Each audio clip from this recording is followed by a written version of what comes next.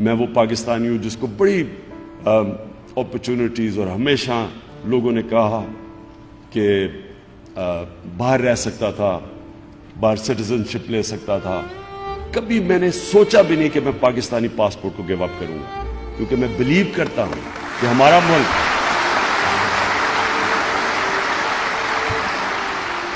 میرا پیسہ میں نے باہر کمایا، پروفیشنل کرکٹ کھیلتا تھا، سارا میرا پیسہ پاکستان میں، سب کچھ بیچ کے یہاں، کیونکہ میں نے فیصلہ کبھی بھی میرے ذہن میں یہ سوچ بھی نہیں آئی کہ پاکستان کے علاوہ میں کہیں رہوں گا. اور وہ اس لیے کہ میں پاکستان کے ساتھ بڑا ہوں.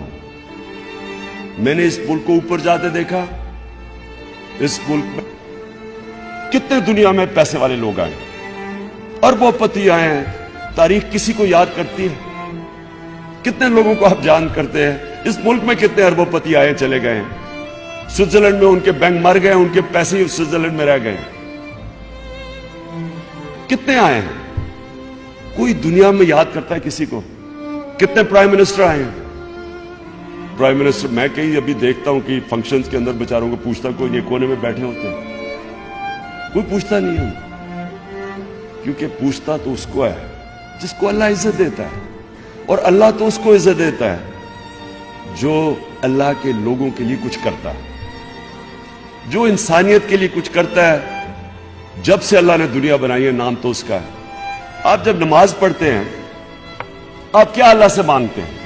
5 وقت کی نماز میں ایک ہی چیز مانگتے ہیں نا، کہ اللہ ان کے راستے پہ لگا جن کو تو نے نعمتیں بخشی. ایک ہی چیز مانگتے ہیں نا، باقی تو اللہ کا آپ شکر ادا کرتے ہیں. آپ اللہ کو کہتے ہیں کہ میں صرف اللہ تیری عبادت کرتا ہوں، تیرے سے مدد مانگتا ہوں، رحمان اور رحیم ہے تو. لیکن آپ مانگتے ایک چیز ہے کہ اللہ ان کے راستے پہ لگا جن کو تو نے نعمتیں بخشی. وہ کون تھے؟ وہ پیغمبر تھے. سارے جتنے پیغمبر آئے ہیں آپ ان کے راستے کے لیے ہر روز نماز پڑھتے ہیں. وہ جتنے بھی پیغمبر تھے جن کے اوپر اللہ نے نعمتیں بخشی، جن کے لیے آج ہم مرنے کے لیے تیار ہیں، کب سے ہزاروں سال وہ دنیا سے چلے گئے، آج بھی ہم مرنے کے لیے، آج بھی لوگ پیغمبروں کو ان کا نام لیتے ہیں. ہم اپنے نبی کے لیے جان دینے کے لیے تیار ہیں. تو کیا وجہ تھی کہ اللہ نے ہم جب کہتے ہیں کہ اللہ ان کے راستے پہ لگا، تو ان کا راستہ کیا تھا؟ سارے پیغمبر، جتنے بھی پیغمبر آئے تھے وہ حق اور سچ کے لیے آئے تھے، وہ سوشو اکنامک جسٹس کے لیے آئے تھے. حضرت موسیٰ رومن جو فرعون تھا اس کی فرعونیت کے خلاف آئے تھے، انصاف کے لیے آئے تھے. حضرت عیسیٰ کے اوپر ایک بڑی زبردست کتاب ہے ایک رضا اسلام نے لکھی ہے، دی زیلٹ. وہ کہتے ہیں وہ فریڈم فائٹر تھے. وہ جو رومنز کی امپیریلزم تھی اور جو جوئش کلرجی تھی، جو جوئش ایلیٹ تھی، اس کے خلاف عام آدمی کے لیے کھڑے ہوئے تھے. اور ہمارے نبی مکہ کی ایلیٹ کے خلاف کھڑے ہوئے تھے. وہاں بھی بڑا امیر تھا اور غریب تھا. تو آپ کا جو مقصد ہے، جس طرح ابن خلدون کہتا ہے کہ انسان کا دنیا میں مقصد ہی ایک ہے، to fight for a just society, انصاف کے لیے کھڑے ہو. یہ سارے پیغمبروں کا بھی یہ مقصد تھا. یہ آپ کا بھی اللہ نے جو دنیا میں بھیجا ہے. اپنے سے پوچھیں کہ میں اس دنیا میں کیا کر رہا ہوں؟ آپ دنیا میں ایک عدل اور انصاف کے نظام کے لیے آئے. اور دیکھیں، سب سے پہلے تو آپ کو سب کو ایک چیز سمجھنی چاہیے کہ اللہ نے آپ کو اشرف المخلوقات بنایا ہے، آپ کو فرشتوں سے بھی اوپر بنایا ہے. مولانا رومی کہتا ہے کہ انسان جب اپنے نفس پہ اور میں پہ قابو پا جاتا ہے تو فرشتوں سے بھی اوپر چلا جاتا ہے.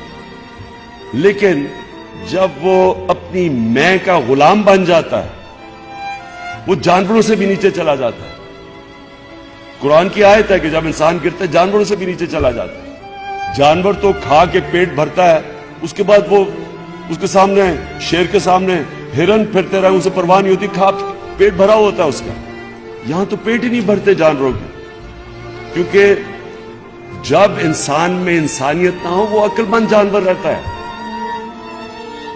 انسان تو انسان تب ہے کہ جب اس میں انسانیت ہو. جانور بھی آتا ہے دنیا میں, کھاتا ہے, بچے پیدا کرتا ہے اور مر جاتا ہے. تو انسان تو تب ہے جب اس کو یہ فکر ہو کہ میں کسی کو جواب دے ہوں, میں اس کسی مقصد کے لیے اس دنیا میں آیا ہوں. نہیں تو وہ بھی کھا پی کے چلا جاتا ہے. اس لیے اپنا پہلے مقام سمجھیں. آپ کو اللہ نے جو پوٹینشل دیا ہے وہ فرشتوں کو نہیں دیا. مولانا رومی کی ایک سیئنگ ہے کہ جب اللہ نے آپ کو پر دیے ہیں, انسانوں کو کہتا ہے, جب اللہ نے آپ کو پر دیے ہیں تو زمین پہ کیوں رینگ رہے ہو, کیڑوں کی طرح کیوں رینگ رہے ہو, جب آپ, جس طرح اقبال کہتا ہے, آپ شاہین بن سکتے. تو دیکھیں یہ بڑا ضروری ہے سمجھنا کہ انسان ایک بڑا انسان بنتا کیسے, لیڈر بنتا کیسے. اور وہ سب سے بڑی چیز یہ ہوتی ہے کہ وہ ایک بڑا انسان بڑی سوچ رکھتا ہے. جتنی آپ کی بڑی خواب اتنا بڑا انسان. اگر آپ کی سوچ ہی چھوٹی سی ہے, میں کھا پی کے چلا جاؤں گا, تو آپ اتنا ہی ہے جتنا مرضی انٹیلیجنٹ ہو. جتنی آپ کی بڑی خواب اور ڈریم اور سوچ ہوگی ادھر ہی آپ پہنچیں گے. اب جو ڈریم بڑی ہوتی ہے وہ ہمیشہ اس آدمی کی ہوتی ہے جو اپنی میں سے باہر نکلتا ہے, جو اپنا سوچتا ہے, جو میں پہ فیصلے کرتا ہے. کتنے دنیا میں پیسے والے لوگ آئے, اربوں پتی آئے ہیں, تاریخ کسی کو یاد کرتی ہے. عمران خان کرکٹ سٹار, صرف تھوڑی سی کرکٹ کے اوپر باتیں کر کے کروڑوں روپیہ سال کا کما سکتا تھا. اس کو تو کچھ کرنے کی ضرورت نہیں تھی. اس کو کیا ضرورت پڑی تھی ہاسپٹل بنایا, بھرا بھرا پھرے, یہ گندے گندے لوگوں سے گالیاں کھائے, کیا ضرورت تھی اس کو. کرپٹ لوگوں سے, بے شرم لوگوں سے, جو کہ کوئی ان کو فکر نہیں ہے کہ بےچارے آدھی آبادی ہماری ملک کی 2 وقت کی روٹی نہیں کھا سکتی. آدھی آبادی پوری ہائٹ پہ نہیں پہنچتی کیونکہ کھانا پورا نہیں ملتا. سٹنٹڈ گروتھ ہے آدھی 50% پاکستانیوں کی. 2.5 کروڑ پاکستانی بچے اسکولوں سے باہر ہیں. انصاف نہیں ہے.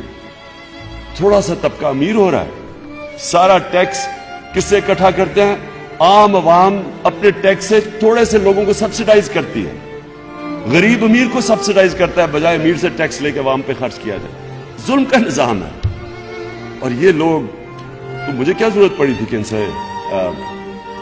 سے ہر دوسرے دن کو برا بھلا کہوں, ان سے اٹیک کروں, مجھے تو نہیں ضرورت تھی. آرام سے میں ان سے ملوں. سارے 2-3 تو میرے فینس ہی تھے, کرکٹ کے شوقین ہوتے تھے. آپ کو پتا ہے میاں صاحب کو تو کرکٹ کیپٹن بننا چاہیے تھا, غلطی سے پرائم منسٹر بن گئے.